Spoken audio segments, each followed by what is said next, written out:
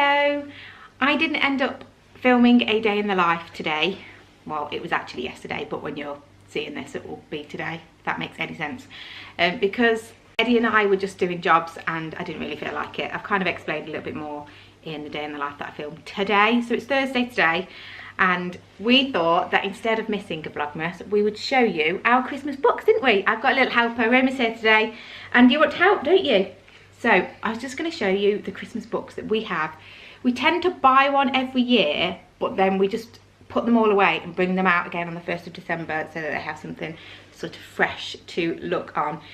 I have a 3 and an 8-year-old, almost 8-year-old, but these are like spanning from, we've had them since Eva was born really, and then we've bought them throughout, so they span the age ranges. And this, as you can probably tell, we didn't actually buy this. This is your favourite, isn't it? Yeah, it's called Rudolph the Red-Nosed Reindeer, this one. Yes, it's called Little Reindeer, and it has a puppet on the front, doesn't it? Yeah. This is probably the least practical to store and Mummy's least favourite, but Roma really likes it, and it chews your fingers, doesn't it? So this is really nice. Obviously it's got that on every page, so when you open it you can read the story and then have all this on every page. It's just a lovely little story. One of the reasons why I keep these books as well, even though some of them are probably a little bit young for Roma, is because once they start to read, so you've started to read at the moment, haven't you? Like put some words together, then they can read them themselves, which gives them a lot of joy. I remember when Eva did the same. So yeah, that's the first one. And then shall we show them these ones? These are the very first Christmas books that we got. Yeah, do this one first. Which you can probably tell because they are a bit tattered, but I'm sure you're probably aware of that That's Not My series. So this is That's Not My Santa, so it's got all different things in there, hasn't it? All different Santas. That's Not My and That's My, isn't it? Look at that, it's so soft and fluffy. And then the other one that we've got in the same series is That's Not My Snowman, and that one's really nice. It's got all the felt bits in it to rough and smooth, and that little bit there. Yeah, this one is one that I think we bought last year. What are you standing up for? You need to sit down because otherwise you're not going to be able to see. So we bought this from, I can't really remember. I think it was one of the like cheaper shops maybe, I don't know. I think it was like for the Advent last year, and this is called Santa's Busy Night. It's quite a young one. Again, it's about the story of him being very busy, but it's a very younger sort of book. You want to have a look? He made his Christmas tree, wrapped the presents, and make some cookies. Yeah, he does all of that things. He's so busy in the night, isn't he? With his reindeer. So busy. There we go. The other one we've got, I won't show you completely. Let's see if I can. It's Santa Is Coming Too. I won't show you because it's got our town in it, obviously. But you can get these in lots and lots of different places and lots of different towns, and it looks like that. I don't know if I can show you without showing you the town. And it says, it's like a really nice story of Father Christmas coming over the chimneys, and because it's local to your area, it will say things like going over like a village near you, or and it can see this and that. It's really nice, and so it's got like your postcode and things like that in it. So you can get ones for like regions, and you can get them some for specific like villages and towns, and the girls really love that. So that's a really nice one.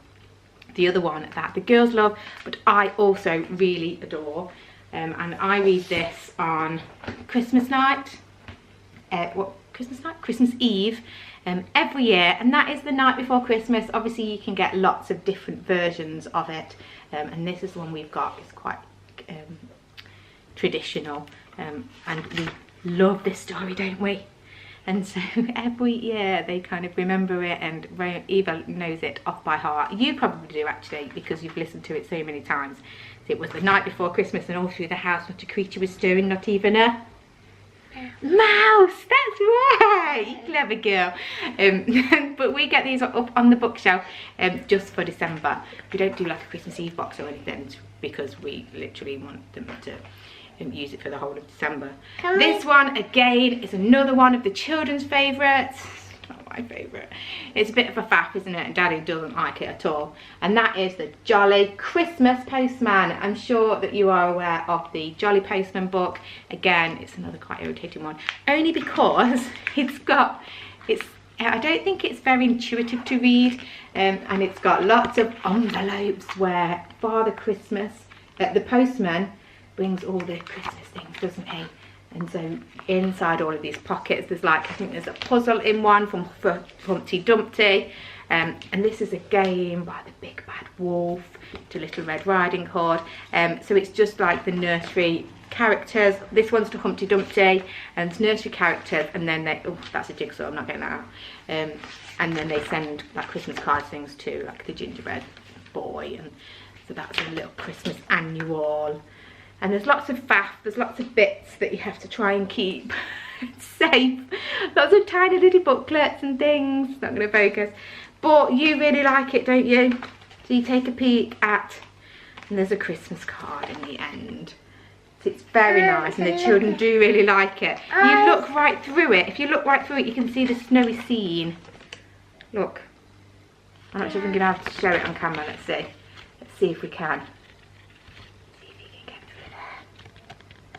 See the snowy scene at the back. I'm not sure if that's very clear, but that's nice. I want to read it for them. Yeah, cool, no problem. We used to have the Jolly Postman as well, but that went somewhere. This is a real big hit. Where are Santa's pants? It's like Where's Wally, but with Father Christmas, isn't it? And so you have to find on each page where Santa's pants are. And as you can see, they're all like wintry. You can have a look in a minute. They're all like wintry. So we've got an ice skating one, and what's that in the village? Christmas village. It's pretty tricky, but Eva's really good at this kind of thing. She's got like Where's Wally books, and she really likes those. And so that's ho ho. Oh no, Santa's lost his pants. The hunt is on to find Santa's pants before Christmas. And so it's got a bit of a story like running through it as well, but it's mostly just trying to find his pants. You have a look at that then. Oh. Yeah, you go up there and have a look at that. These other ones are more like older ones, but more sentimental as well. This is called Christmas Magic, and we normally buy one either throughout December or just when we see one, and have it on Christmas Eve. I think this one was a Christmas Eve book, and obviously it's just about Christmas magic, and these aren't like well-known ones. I think this was from The Works, if I remember rightly, and it's just about a little girl writing a list to Santa and her wish.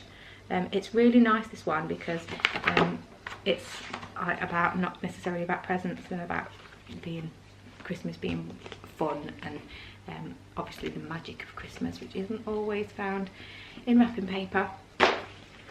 My absolute favourite, but my favourite series of books is Belle and Boo.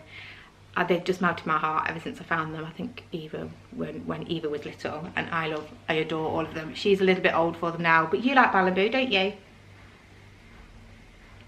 Not quite as much as Mummy does, but you do like Belle and Boo. We've got some bedtime, I think we've got pretty much all of them. But this one is Belle and Boo and the Very Merry Christmas. If you've not read Belle and Boo, they're just really lovely. They've got a really nice sentiment behind them, and they're just quite traditional in how they're written. So that is Belle's the girl and Boo is the rabbit. So it always starts in the same way, and then this is just about Christmas magic and making other people happy at Christmas. So that's the whole message throughout it, is just that being happy at Christmas and doing small things to make other people happy, make the animals outside happy, because they don't have their own Christmas things, so they make things for them, and it's just so lovely. I really like to just have that kind of message. It's just not rammed down my children's throats, but it's just in a nice book, and the illustrations on these is just amazing. I just really like it. It's very traditional, but not too pink and girly, because if you've watched this channel before, you'll know that my girls are not pink and girly and dresses and all that kind of stuff. They're just as much as I would really like them to sometimes. So the last little storybook is the Nutcracker. This is Eva's favourite, and again the illustration is really, really nice on that one. Again, another traditional sort of book, so these can last a long time. And the story of the Nutcracker, it just runs through that, and it's just really nice. Again, it's like girly without being too bright pink. You got a bit of an aversion to pink, don't you? Don't like pink, do you? I do. You do? Oh, let's turn up for the books. This is the last one. You can't find Santa's pants. We'll find it in a minute, shall we? This last one is Christmas stories. So it's a treasury of Christmas stories and songs. It's got 18 stories, songs and carols. And these ones that we always read together. It's got traditional and religious stories about Christmas, about Nazareth, about God, all of that kind of thing that they would learn at school about the donkeys. And but then it also does have running through it that one. So it's got the Nutcracker a little bit in there as well, and then it's got carols and songs. So that's Away in a Manger. Do you know Away in a Manger? Yeah. Yeah. Wow. Deck the Halls. So we tend to read through it. Eva really likes reading it to me, and so she'll read it and then we'll all sing the songs together because we are sad like that. And I love singing, but most of all, I can sing Away in a Manger, yeah. Can sing it now? Right this second, I'm not sure everybody needs to hear me sing Away in a Manger. I want. Do you want me to? Away in a manger. So that's it. That's all the books that we have. Like I said, we add to the collection. If you've got any recommendations of books for either squirmy 3/4-year-olds or very interested in reading 8-year-olds, the other Christmas book that we've got, I'm not sure if it's Christmassy, but is the Christmasaurus. That Eva absolutely loves that. So that's if there's any like that you know of, like for older children. I will read it now. I better go. This isn't, I'm not sure that this is the best filler video. I'm not sure if I need to do another one with you again. No. But I will see you tomorrow. Thank you for watching, especially if you got to the end. And I will see you tomorrow with a day in the life of this day with you. Are you crazy? Say thank you for watching. No? Say bye. Bye. Away in a manger, no crib for a bed, the little Lord Jesus laid down his sweet head.